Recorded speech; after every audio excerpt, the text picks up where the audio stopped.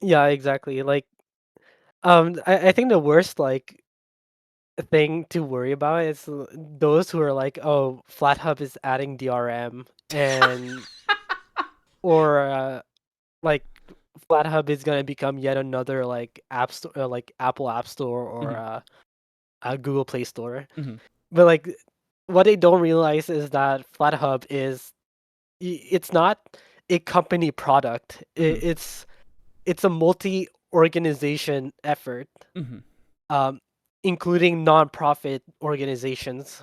mhm. Uh, so like it's a whole different environment that we're talking about, and it's like can you please do your research and like shut the fuck up? Mhm, It's just yeah, it's the same way that like that people say about GNOME mhm, or yeah, GNOME. You know, people are just like, oh, it's Red Hat. It's just Red Hat, mhm, and like I can tell you that as a like foundation member, like as someone who actively like um contributes to GNOME, mhm, um like Red Hat has very little power like in many areas. Like mhm, it's they have very little influence. Well, okay, well they have a lot of influence, but at the same time, not in a way where they can build a monopoly out of it mhm, because like just like FlatHub, GNOME is also a multi-organization effort mhm, to a lot of extent. Like it's not just Red Hat that is involved. mhm, In many ways, there's also Free Desktop, and there's Purism, there's Endless Foundation, there's I think Collabora as well. mhm, Um, there's there's another Igalia mhm, as well. So like the thing is like Red Hat literally cannot do anything. Like they have to work together. And when we look at a designer, like just a designer team, there I know that one of them is from Red Hat and another one is from Purism. mhm, Um, so like there's also like in many cases where teams have like cross organization, like there are multiple organizations that employ to be in that team as well. mhm. It's That's just how in many ways GNOME is, and obviously there are also people who don't work on the behalf of an employer. They just do it for free. Mhm. Like Georges Stavrakas, for example, like he's single-handedly maintaining GNOME Calendar for free. Like he's not employed by anyone. Mhm. It's yeah, like unfortunately people just don't like to do research, and yeah, it just sucks. Yeah. And when you look at it from like a very surface level, I think the reason people say GNOME Red Hat is obviously Red Hat does use GNOME, and then Mhm. a lot of the like big faces of like the project. And you know the names we're talking about, like no need to send people over there. Like you know who like the people who are like those big names that everybody recognizes, a lot of those people are Red Hat employees. So people are like, Mhm. ah, if those people are Red Hat employees, they're like they're big names in the project. Well, that must mean that they have like control over what's going on, and they sort of fail to see like the rest of what's going on in the background. Like they are just a small cog in this giant machine. Yeah, and it's not just that. Like just because someone works at Red Hat, it doesn't mean they're being paid to do that Also, work. that yes. Um, yeah, like I realized that at least with Red Hat employees, and actually even with Purism, um, no, actually, all the companies working on GNOME is that the developers are very, very passionate. Mhm, Um, like you'll see that one, um, Fedora, sorry, not Fedora. I mean that one, like for example, Red Hat employee who's tasked to do something, mhm, but then they're also like volunteering on 20 other GNOME related stuff, mhm. and they're not being paid or anything. It's just like they're genuinely passionate about. Yep. It just happens like they just happen to have a job like tasked to work at GNOME, for GNOME, Mhm, which I mean I think it's wonderful. Like if someone could pay me to like work on GNOME, I would I would take it. Like, I mean, if I do have the skills, like, I would go for it Mhm, because I love GNOME. Like, I want to work on GNOME and all that. mhm, And like, if we look at um, like, I know at least Tobias Bernard, he works at Purism as far as I know, mhm. and um, he designs a lot of icons, and I'm pretty sure that like 95% of them he's not being paid. And yeah, it's just like an example, but there are just there are so many.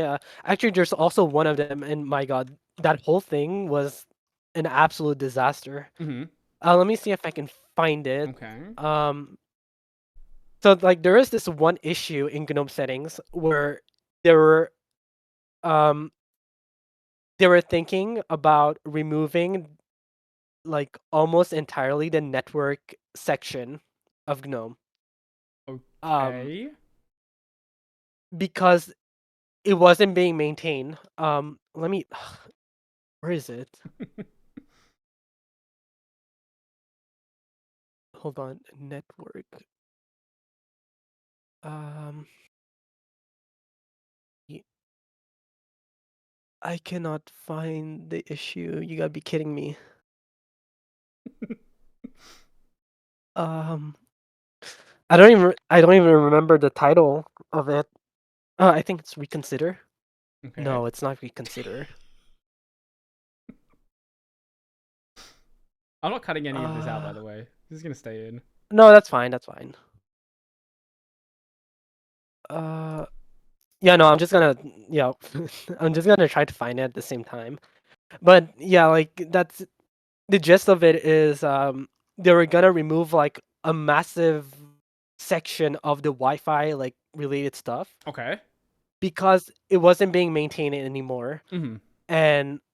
and obviously it was really controversial because a lot of like employers, like including Red Hat and all of them, actually rely on those stuff. Mhm. Um, so like yeah, it was really controversial.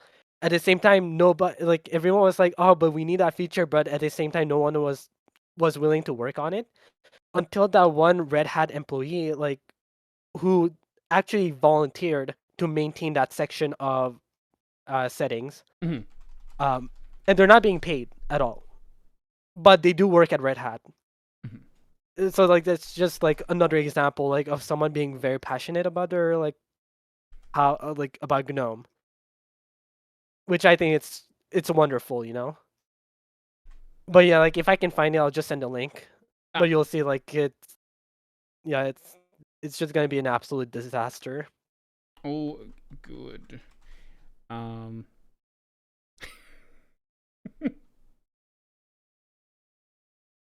And No luck. sorry, No luck. He's not gonna find no it. luck. No luck. Okay. Um. With the whole GNOME is Red Hat thing, I saw. I like to just uh look through people's replies to stuff to just see what they're interested in. I saw you talking back and forth with someone the other day, where they were Oh calling god, GNOME FSF. yeah, that's I I was like, what actually the no, fuck? I love this comment, right? Because that is true about 20 years ago. Um, because when GNOME started, it was a GNU project. Like the whole GNU object model environment wasn't just a name. Like it started as part of the GNU project. Hmm. In Yeah, 2019, it stopped being part of the GNU project, though. That's 4 years ago. I think the problem is there actually was a whole drama there where after they departed from the GNU project, uh GNU was still listing it as a GNU project up until that 2021. There were multiple email exchanges back and forth. But like, hey, stop listing us as a GNU project. We haven't been for 2 years now, and eventually they stopped doing so. But there's clearly still people out there that think that it is and just haven't like caught up yet. yeah. I I can't really comment on that. Like I'm gonna be honest, I didn't really know. Mhm. Uh, that it was like 4 years ago. I find out it's kind of recent. Hmm. Um, I thought it was like out of GNU since forever.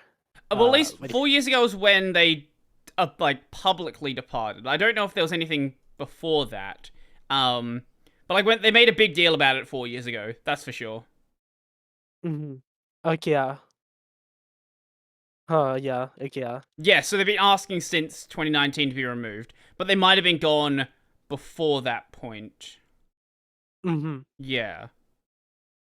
Regardless, they're not part Interesting. of GNU anymore. It's Yeah. not a thing. Stop trying like it's rare that people say it. Usually the Red Hat stuff gets like more attention, right? But like that you'll still run Yeah. into these odd people that still don't know that it's not part of GNU.